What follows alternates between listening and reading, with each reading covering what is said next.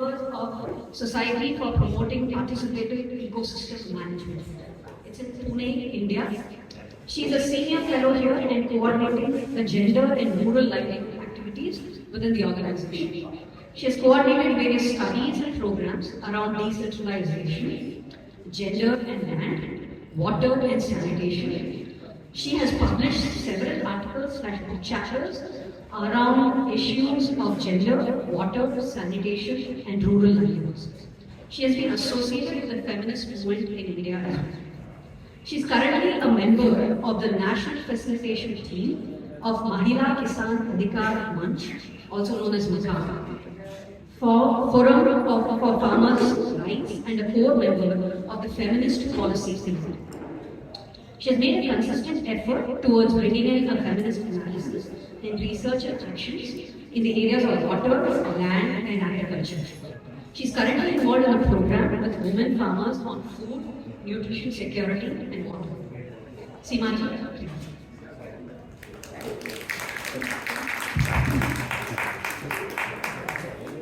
Thank you for that generous introduction, and thank you everybody. I think it's a working day, and seeing so many faces here to learn and understand about the work we are doing. So thank you very much. Without really dates, let me just get into the presentation today. So today I'm really here to speak about the work that we're doing with women farmers. Are you able to hear me? No. Is it better now? Yeah. So what I hope to do today is really share some of the work that we're doing with women farmers in Maharashtra, and some of this work, of course, has been inspired and sort of we got initiated with support from AID, but I'm really glad that PPI is here because some of the interesting work that happened during the pandemic and just after that is also what PPI supported us with. So very briefly, really, what Shripriya introduced about the Women Farmers Network, I just wanted to also share a little bit about the Women Farmers Network, which is the Mahila Kisan Adhikar Manch.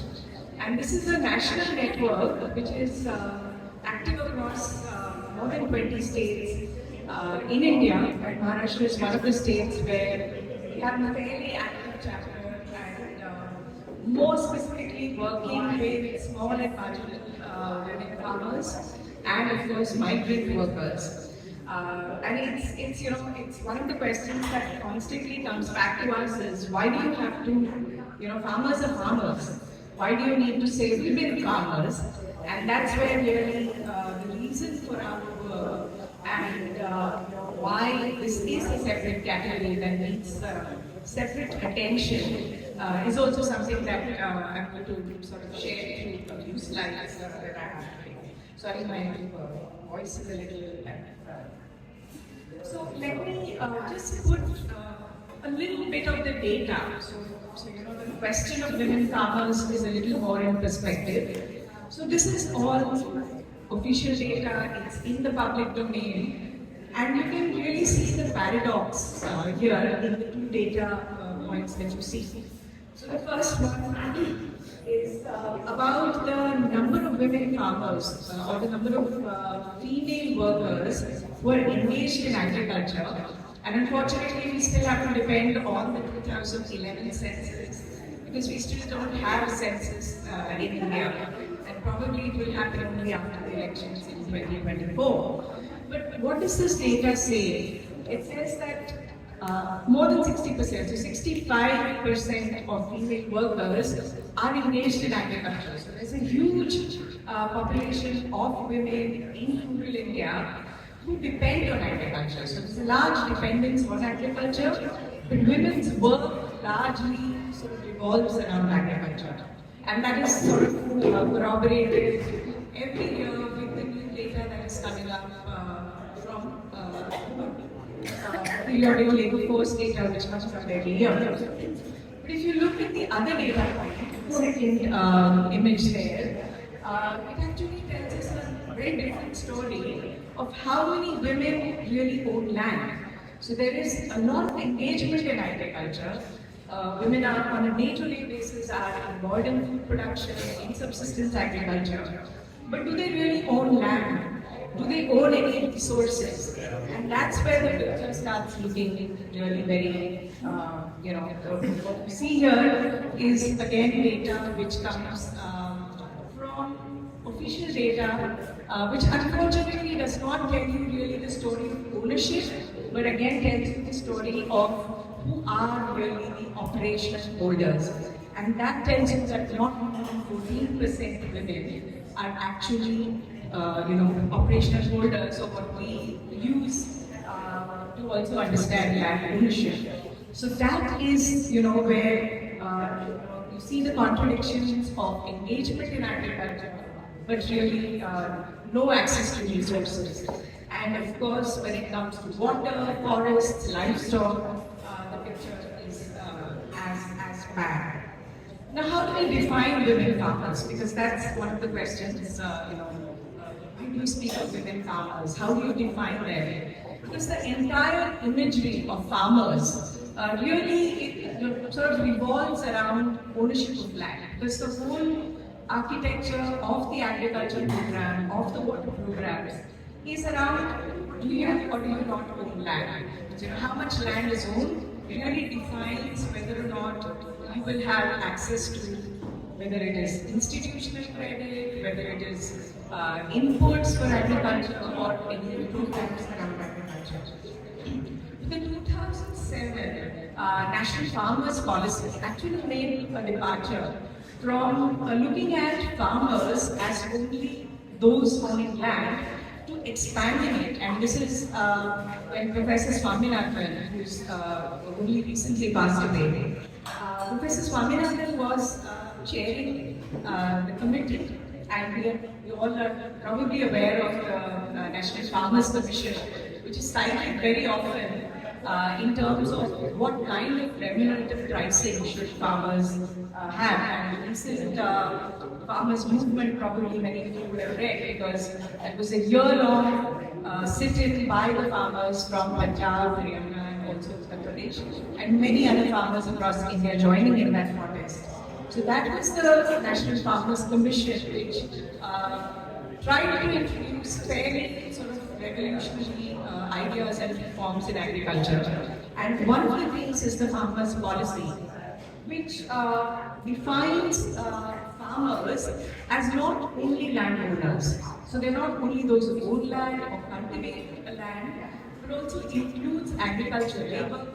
They include livestock workers, forest workers, beekeepers, and you name it. So it's everything that, whether it's engagement in agriculture and allied activities.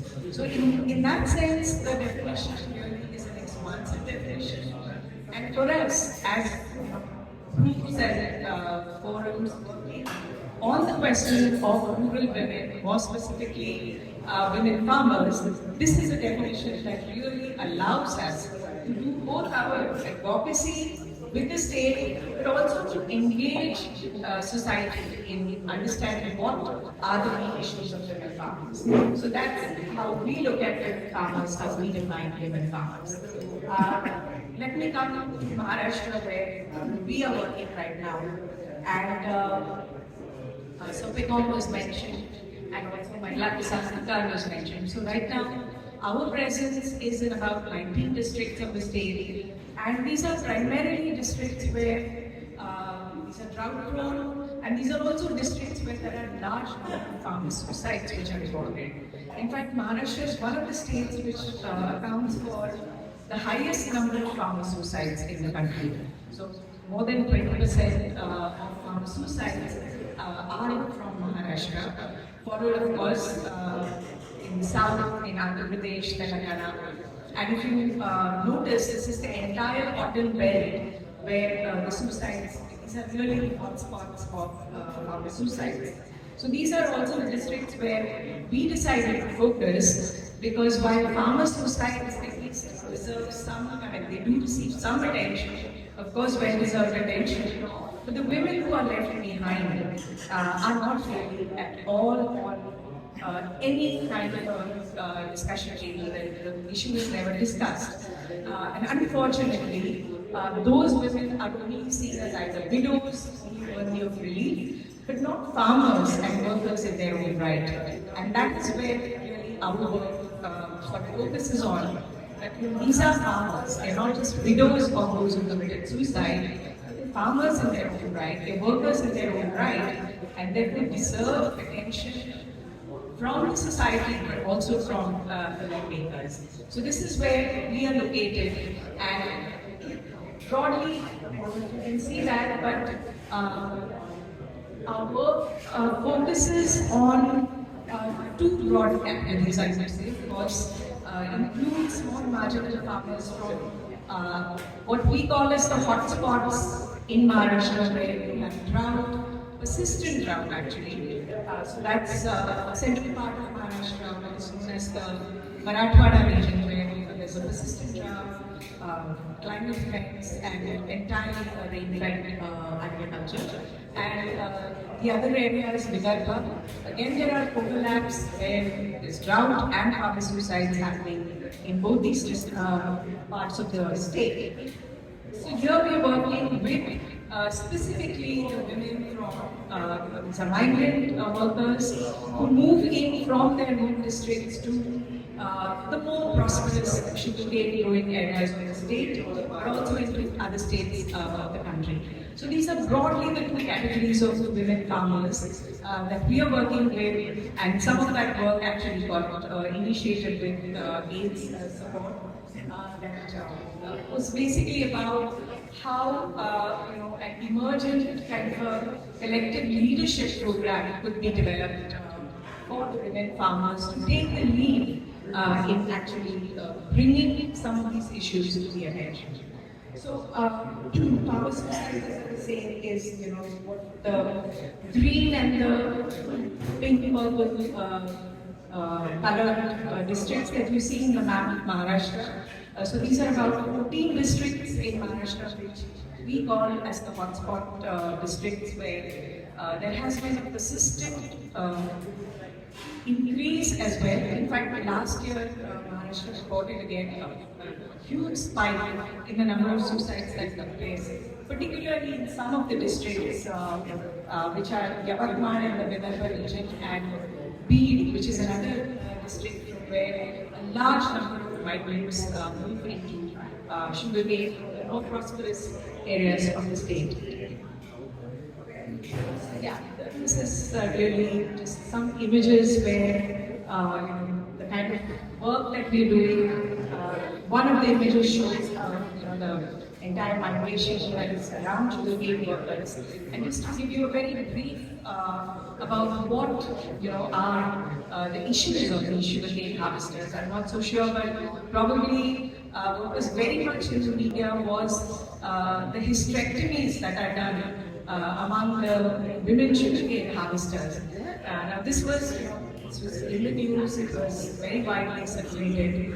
But the kind of work and the way work itself is organized among these migrant workers is that they migrate for a period of 6 months, starting right now from October, which is just after Dussehra and Dussehra and Diwali. They migrate for 6 months, their entire families migrate. And interestingly, the way work is organized is entirely based on what is called as an advanced system. So it's like modern slavery in a way, it's kind of bonded labor where just before the harvest season begins, people are tied into this work. So there are contractors who reach out, who come into the villages and will say that, you as a couple, and this is also the husband, wife, or two people together form the couple.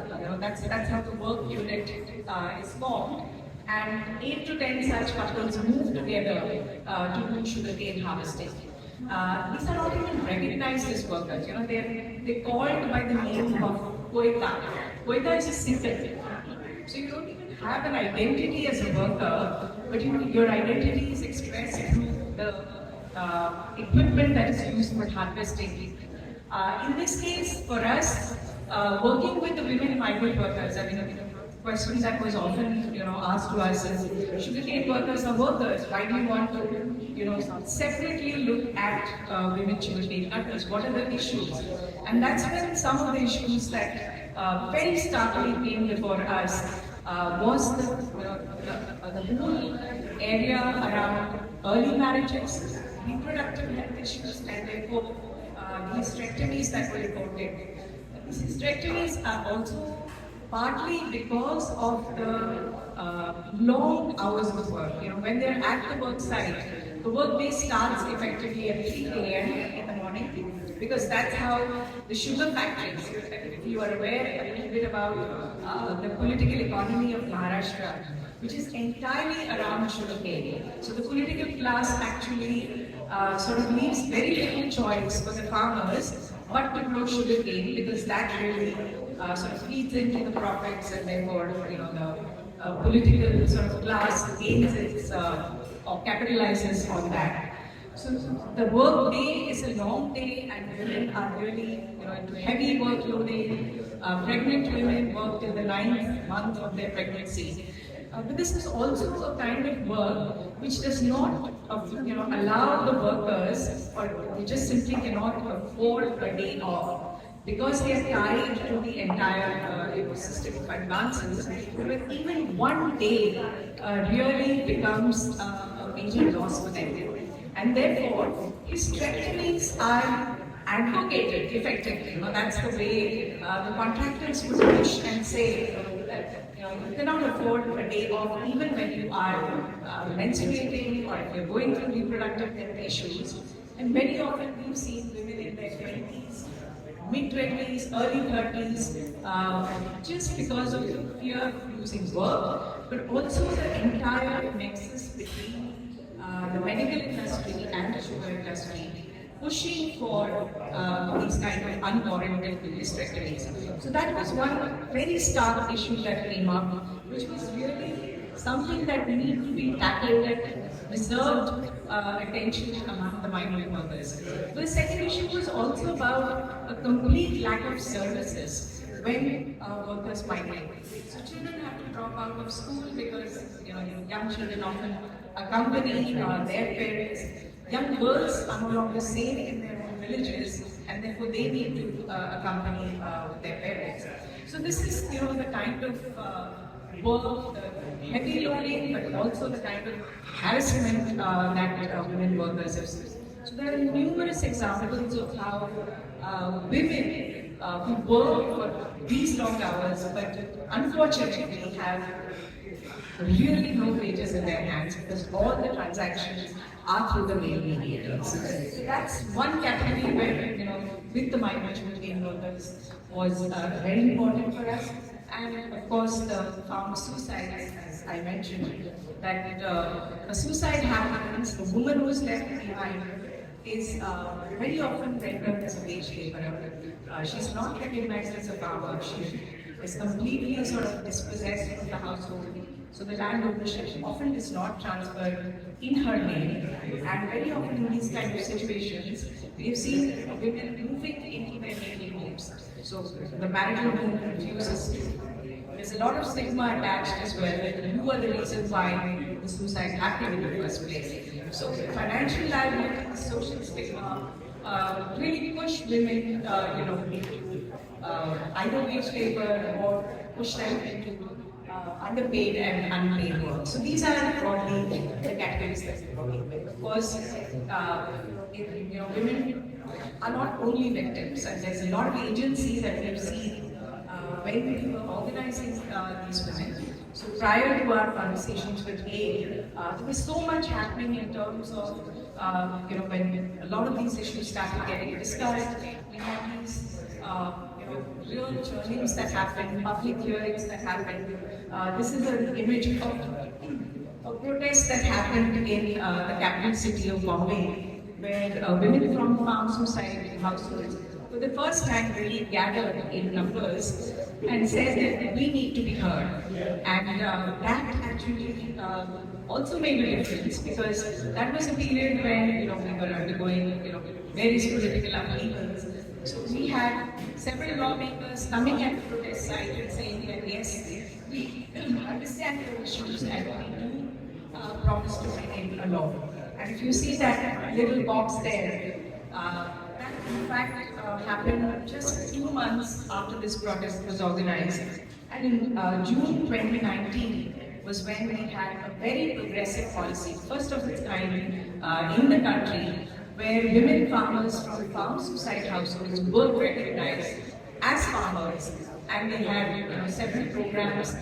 In fact, it was completely sort of lifted from the draft that they had provided, of course, without giving us any credit. But that was immaterial. The fact was that for the first time the country was having a policy of this kind, and this recognition was something that was really very important.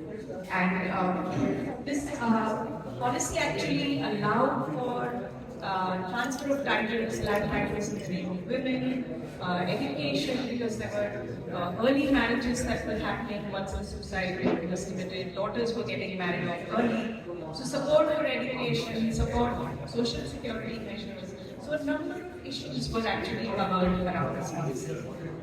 And that's actually around the time when our conversations with AIM started. Because here, there was a policy in hand, and something that we really were keen on, pushing for implementation. And it's around this time that we were sort of moving across the state, talking about this policy. But we also were really keen on developing a leadership at the grassroots level who would really be the social carriers of this agenda, who would ensure that there is a policy in place, but that it doesn't just remain a policy on paper. So how is it that we take this to the women who are affected? And in Maharashtra, the numbers would be, for India, the kind of numbers that we have, a lot of underreporting, is around 3.5 lakh farmer suicides at the national level. And Maharashtra is would be about now more recent data shows around 85 to 90,000 farmer suicides. Women farmer suicides are unfortunately never reported. So we always say that women are invisible in both life and death because they're simply not recognized as workers, as farmers. So the program really, we had several discussions as to how we mobilize these champions, how is our leadership program going to emerge, because these were all women who belonged disadvantaged groups for whom even getting out of their houses was extremely difficult. It was a huge challenge. So how we mobilize them was one of the key questions. But I think that's when we sort of pushed for this program. We had discussions with AIM, and from 2019, we actually have a program where we have some solid 30 women leaders who are very active across some of the villages in the East District.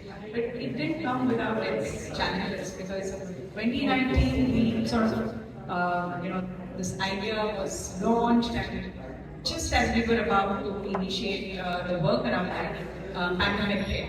So in a way, that was a huge setback for us, because we were talking about really traveling across the state, talking to different women leaders, and doing our trainings, capacity buildings, but also a lot of co-learning. But pandemic, the pandemic hit. It was both an opportunity but also a setback.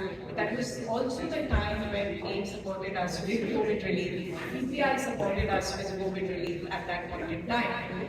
The COVID relief program, in a way, opened up several opportunities for us to have a different set of conversations with our women farmers. And it also opened an opportunity to engage women through online platforms. Now, this was something that was just not possible.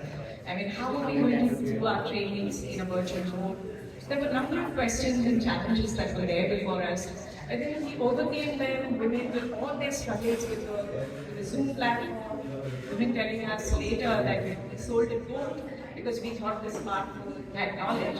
So we had interesting instances where women actually were recognizing that there is something here. and we can collectively take forward this agenda. So I think, as I said, this setback also turned into an opportunity, and we developed this leadership program, which had several components, but largely talking about what is that big picture that we want to change.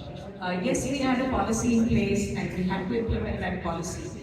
But we also had to look at and understand whether it is droughts or whether it is farm suicides in the larger context of what is happening to our rural economy, what is happening to the agrarian model. Is it contributing in multiple ways to suicides that we are witnessing and the increase in suicides? So the training programs were really designed to understand the big picture and then try and locate some of our actions within that. So we had, of course, trainings on some of the laws that were important and the legal understanding that was important. And these were all non-literate, semi-literate women who probably were moving out for the first time from their houses and attending these trainings. And this was a very, very different experience for both of them, as well as for us, because taking that kind of training in a language that will be understood in a manner that would be actually taken up for actions was a lot of challenge for us. But these were broadly the areas about education, social security, land rights, which were very relevant to the kind of challenges that they were facing. So just some images of how training took place. Our first it was with women sort of huddling together, gathering in somebody's home, and making sure that they would attend these trainings. But also later on the fields where somebody would come and help them connect with us. And this is, I mean, not only images of trainings, but a lot of advocacy that women took on after that. So what you see in these pictures is, how they were able to draft their submissions, collectors, that is the district officials. They were able to actually go around the local offices to ensure that their voices were heard. So these are multiple events that immediately after the pandemic, these were advocacy events that were taken up by the women leaders. And it was extremely empowering for them. The first experiences were like, oh, this official listens to me. That for the first time I have entered a government office and somebody is listening to me. I think these were experiences that were really amazing in the way it sort of mustered strength and confidence for the women as well. And then we also had a very intensive training program because we were talking about agriculture, the agrarian model, which was extremely chemical intensive, which was dependent on markets, centralized markets, local traders, and therefore, what are the ways, alternatives that we see in terms of the agrarian model? So there were intensive trainings that happened with some of them were virtual, but also whenever the opportunity was presented, we did have physical trainings as well. Now, this is really in a nutshell, what were the actions taken up by the women leaders, and as I said, we started out with 40, but we have 30 strong leaders from across who really managed to, in their own villages, talk to other women, understand the issues that they were facing. And for them, it was, I thought it was only my problem. But when I spoke to 15 other women in my village, I now realize that, it's not my problem alone, but there are many others I really need to also take along with me. So I think there were, all the government documents that are required in terms of the public employment card, the pension cards, the Aadhaar cards. A lot of this is kind of work the women leaders were really able to take forward. So, there was a sense of achievement, of course, because this was just after the pandemic, and even if it was at the village level, women were really happy that they could touch, a few hearts as they were able to actually reach out to several other women. It may sound as it's a small task for them, but it was really something that gained confidence, but also earned a lot of respect for them within their own villages. So actually, there is booklet here. This document is some of the stories of these amazing women. There is 13. This is the work that is supported by AID, and we have 13 very powerful stories here of what really changed and what they were able to change. So, what happened to me and what I was able to do. And these are now women who are constantly, every meeting that we have, we as a collective also face a lot of challenges because we want an agenda for action. And very often we are not, so geared up to provide agenda all the time.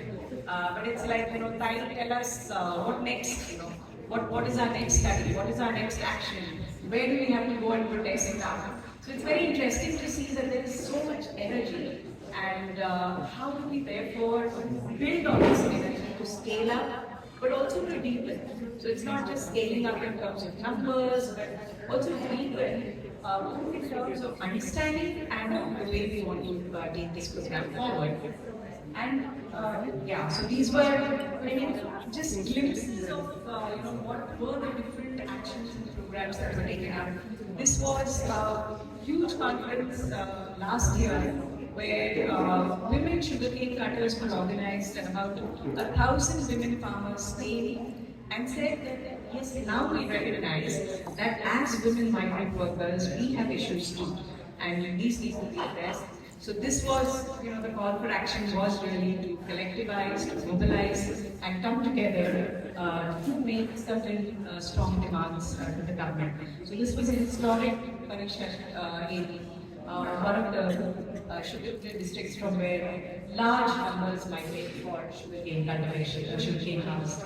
So these are actions where women leaders took a lot of initiative in mobilizing.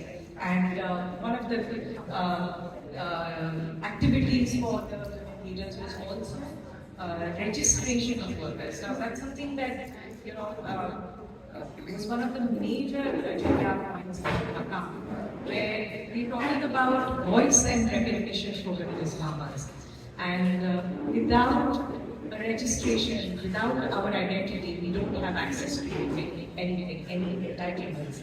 And this was a program that was taken up in a very big way. And today we can, quite proudly say that, there are women sugarcane cutters who have that identity and they can, they will take it forward. So here is a program that we have. Both from sugarcane harvesting category as well as the farmers side, where there is a lot of interest in looking at ways forward. So, women have been saying that we don't want to remain as migrant workers. What are the alternatives? How can I stay in my village and also ensure that I have employment, I have dignity, and I don't have very little time because there's a flag there. So this is a program that is really emerging as a very powerful program for us. PPI is consistently supporting 25 of our women from one of the suicide affected areas. And this is a program that is talking about alternatives. And I have a farm or I lease this land, but I had no food to eat during the pandemic, and that's how really the program kicked off. These are areas where, as I mentioned, these are cotton growing areas, or there's a monocrop of whether it's soybean or beans, but the monocropping has also meant that there is very little access to food from the farms. So there's over-dependence on markets, but also the public distribution system, which unfortunately does not really provide food. So women, for the first time, and this was all telephonic conversations with the pandemic, said no to chemical-based farming. And we will grow food on our farms so that we have food to consume and also nutrition from our own farms. And this is now really, some of them are from the leadership program that was supported by AID. Many new women have become the torch bearers, the champions for what we call as a self-reliant, diverse, mixed cropping model. The image shows that there are 35 different crops balancing between food, nutrition, and cash crops, but a complete no to chemical-based farming. There are extremely interesting results that we can talk probably later over dinner. So despite various constraints, climate events, crop raiding, lack of seed availability, we've moved so much to chemical-based farming that we don't even have farmyard manure or bioresource inputs. That itself is a huge challenge. So despite that, we had 200 women who signed up to this program, and there are very interesting conversations that happen around food security and food and nutrition security.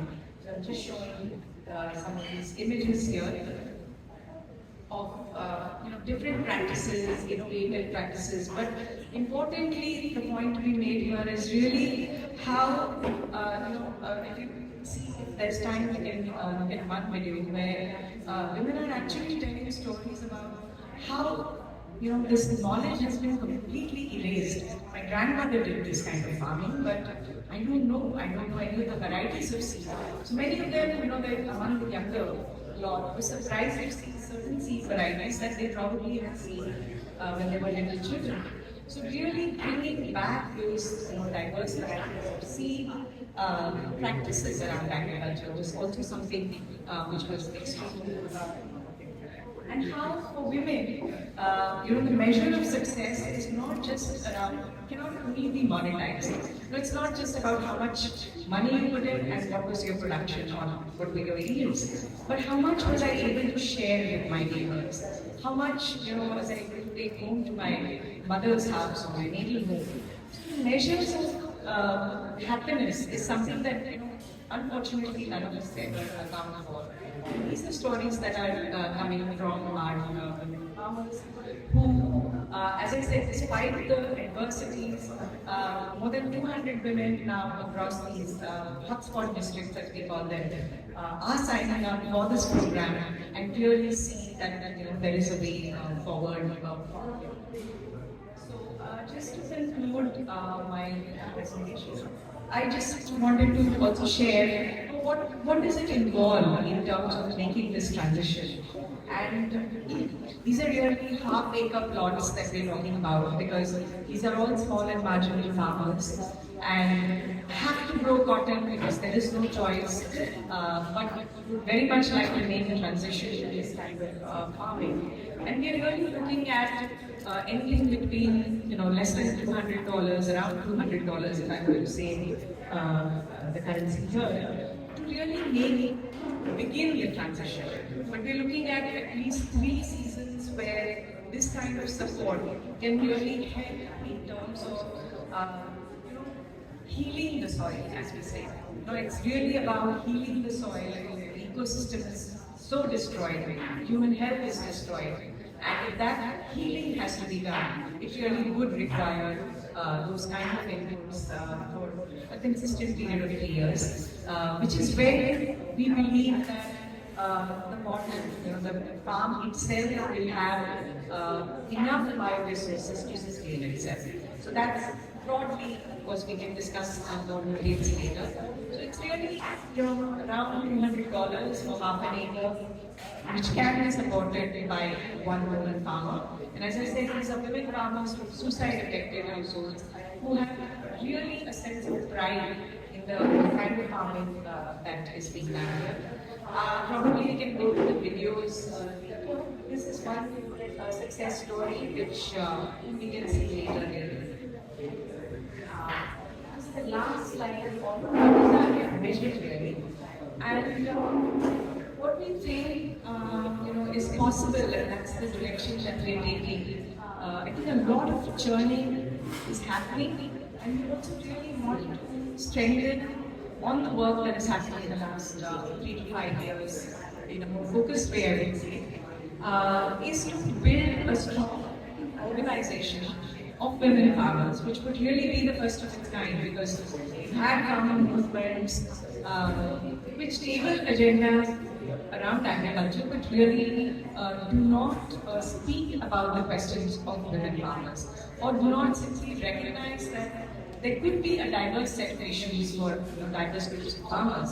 So this would be, in a way, the first of its kind organization which will center stage the agenda of women farmers. We're looking at really strengthening and building on the leadership program that was taken up in the last few years. And in the districts that we're working, we've got a strong, at least a strong sort of group of 10 leaders, a network of women farmers with practice agriculture, and torch bearers or Gargaretis as we call them in Marathi, 40 women champions who are able to take forward the agenda of agroecology. I think that's the broader vision that we have in mind for the next 3 years, where we feel that possibly we can create enough noise if we have this kind of critical mass behind us. So that's really where we are headed. And so in terms of costs, this is how it would look like. We were to consider supporting one leader, consider supporting the entire program, all 2 years of the program. We're looking at support for one leader who looks at one district and about 150 villages in both the farmer suicide and the tribal migrant workers areas. Broadly, from what we heard, our estimates are around $3,000. But the total cost for supporting for 1 year will be around $30,000. Agroecology program, this is what we call as the Foods of Renting program. We are looking at if one agroecology champion has to be supported for a period of 1 year, this would look something like $400, and of course, supporting 14 women champions. But if we are also looking at supporting a transition towards agroecology or non-chemical-based farming, support a woman farmer at $200 for one season, but 3 consistent seasons are important. So it's not a one-off type of support, because then that will not sustain you. So those are broadly, just numbers for you to start thinking. And so this is finally a call for action, where we're really looking at your support, what if the 3 groups that are here, in terms of first reviewing our work. Most welcome to come visit us, talk to women, just write about them, do some essays, extremely welcome to do that. Also, as I said, supporting financially around these lines is also something that we will be happy to engage. So I'll stop here and at dinner if there's time. I really would like to show you my Shani's story, because that's really a story about, she talks about her being a farmer, suicide-affected woman, and the transition that she takes from there to her journey being an agroecology champion and also an aid leader. Thank you very much.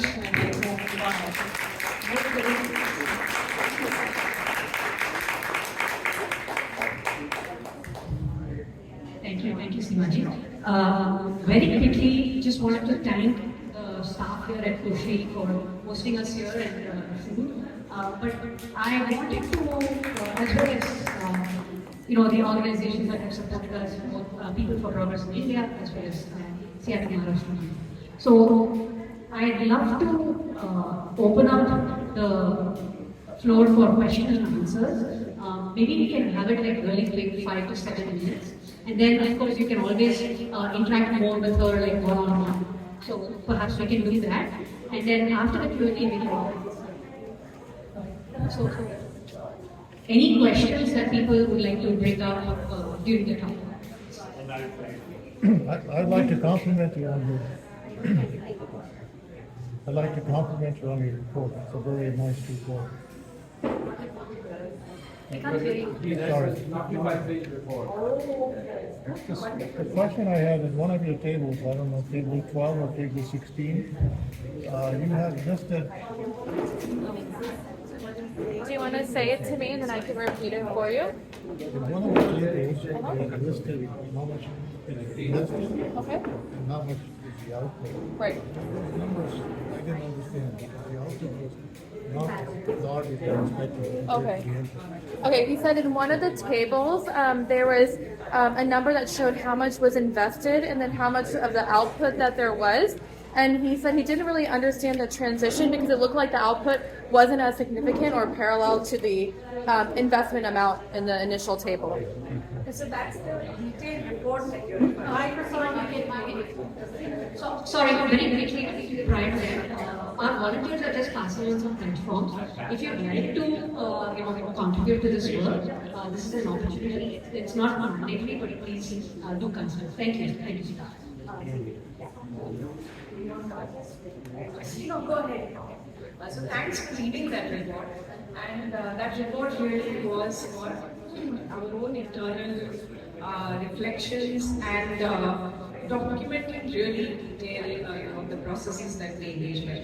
So some of the input and the productivity data that we may have seen is probably also because in some districts really climate events, crop trading, and also the initial agricultural operation costs were really very high. Interestingly, some of them were also because of the caste that we come from. So Dalit women, for example, faced a lot of difficulties and therefore higher costs for actually engaging or plowing or harvesting the labor that was engaged.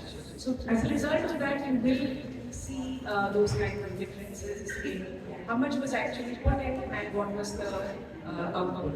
So those are definitely going to be there. So it's not as if everywhere, and that was just the first year.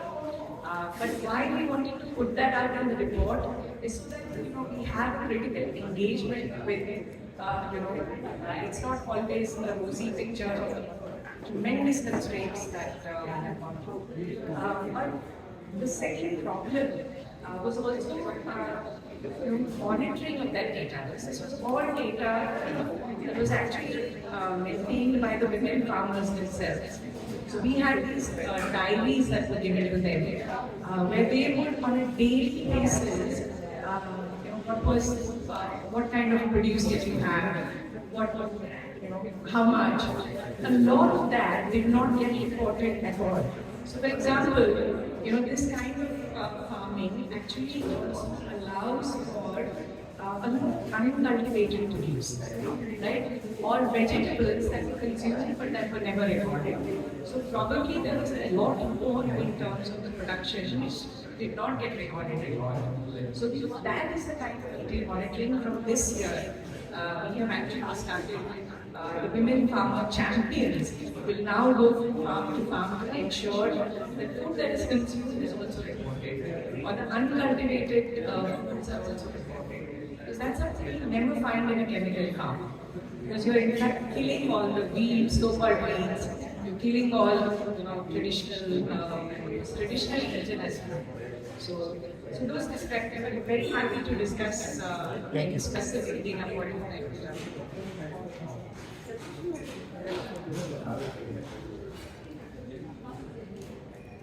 Oh, I was just curious, I know there's training for these women to be farmers, but what if they want to do something else? Should I take the questions or Please No, I think. repeat the question, please. So, from what I understood, her question is, do they want to remain as farmers? Did they have other aspirations? Are we sort of, so that's really important. And migrant workers, for example, very clearly said, when we started discussions around we need to form a union of sugarcane migrant sugarcane workers, they flatly refused. They said, we don't want to remain as migrant sugarcane workers. Why name an organization around that? Because we have aspirations to be somewhere else. So definitely that kind of discussion is happening. So these are transitions that we will have to definitely be attentive to.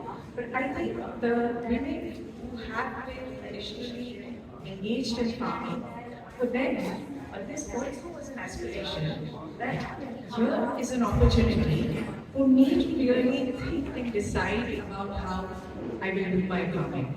And that never existed, right? They were just unpaid labor on their family farms or underpaid workers on somebody else's farm. So this definitely opened up avenues. But the larger questions certainly remain because of the way our farming model is today, because of no returns. It's literally like dead end. And there are climate events, it's so volatile, and pricing. So all the pricing, remunerative pricing, legal regulated pricing is only for certain crops, like sugarcane, cotton. So the entire political economy of agriculture and irrigation revolves around that.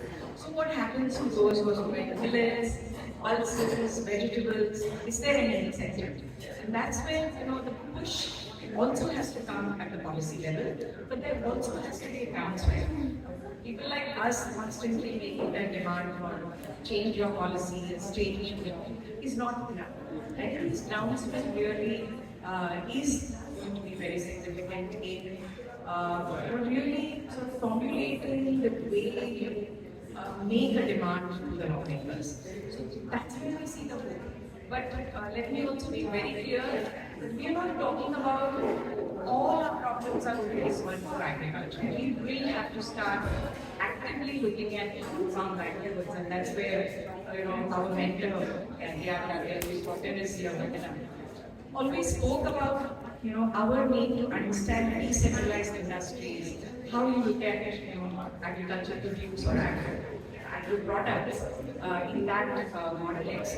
That's where we really, that's the broader vision that we are looking at, moving away from fossil fuels to a non-fossil fuel-based, regenerated economy. But where agriculture and women are very much at the center.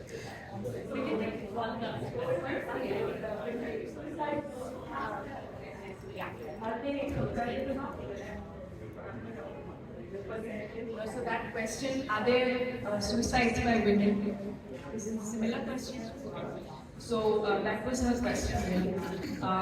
So unfortunately, data for suicides by women is not disaggregated by, it's not disaggregated by Google or Google. So now, government, this is basically National Crime Records Bureau, so it's police data that moves from the bottom to the top.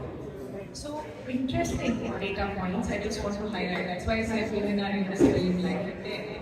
Is that the number of suicides by housewives in India are more than the number of suicides by farmers in India. But the housewives are categorized as such, and there is no urban-rural disaggregation there. So there could very well be suicides of the woman who is never recognized as a farmer, right? And she's only, clubbed as a housewife. So that is, there is a lot of invisibilization there, and we simply don't know the numbers. But whatever numbers are presented to us through, the very underplayed data systems, currently show roughly around 9 to 10% of suicides by women. So those are farmers who have land, and if they have committed suicide, then that will be categorized as suicide. So every state has different criteria. But so we have something like 9 to 10%.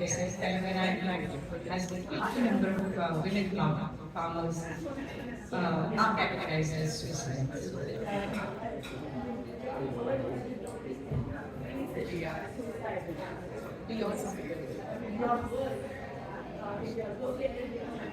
No, I don't think we can attribute anything to our work right now. In fact, the number of suicides, as I mentioned, in Maharashtra have increased in the last 1 year. And that is the reason why we are now saying that let's deepen our work, let's focus on those villages where through our studies we've noticed that there are recurrent suicides happening in certain villages. And that is where some of our women farmers also are. So we really want to monitor and look at those villages, really focus there and then see how what kind of work is really needed. At least start addressing some of the questions of whether that decline, whether we can contribute to reducing scout suicide. But today the numbers are very bad, and certainly something that needs serious. You mentioned that they're moving towards more natural processes and away from the pesticides. Do you have any data on individuals that were affected by that health-wise, and if so, are they having access to proper treatment, whether they suffered from like cancer or any other autoimmune conditions or diseases that contributed from that, and are they getting proper medical care, or is there an avenue to contribute to that part financially? We ourselves haven't done any studies, but there are. The question was, is there any specific data on the impact of pesticides on health, and more specifically, cancer is more significant, and whether there is treatment available. So we ourselves have not done studies of the impact of pesticides, but I think there are a number of organizations that have sort of devoted their lives to this, so Pesticide Action Network and several other groups that are actually pointing out the ill effects of pesticides on mental health, on, of course, cancer is one of the things that is being spoken about, but also reproductive health of women. So that is something, and those impacts have been documented, I think. But I think if our sort of data would be very much adequate, but purely pointing out issues of mental health, and also increasingly actually because of the labor crisis. Labor is not available for hiring. Single women are increasingly also involved in spraying of pesticides, and they have definitely told us the negative impacts they're having. Younger women, particularly on reproductive health. But also, what might be interesting to document is how the entire pesticide spraying is now being sort of taken up as as labor contracts by young boys. And that is, so we see these transitions where contracts are taken because they are high paying contracts, and in an hour you spray our entire. But that is also what we see, at least anecdotal, in our media. So people are recognizing the need to shift, but they're really trapped in the system where it's not going to be very easy to make that transition unless there is a very strong both policy push, but also. I just had a quick question. What percentage of all farmers are women? So the data in terms of engagement in agriculture, census data, which is old, but if I may refer to the annual data that comes out now, the periodic labor force data, this is a sample survey, and that is showing more than 70% are engaged in agriculture women. So it is definitely women in that order. But again, the paid employment opportunities in agriculture are declining. Labor force participation, the paid employment kind shows a decline. Engagement in agriculture is very different because you're there, you're working on your family farms as unpaid or underpaid workers. So that is, those are the contributions that we so yes, a very large participation, very important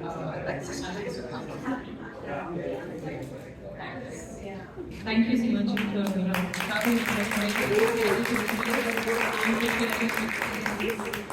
sorry for cutting the Q&A short. We have to start the dinner soon.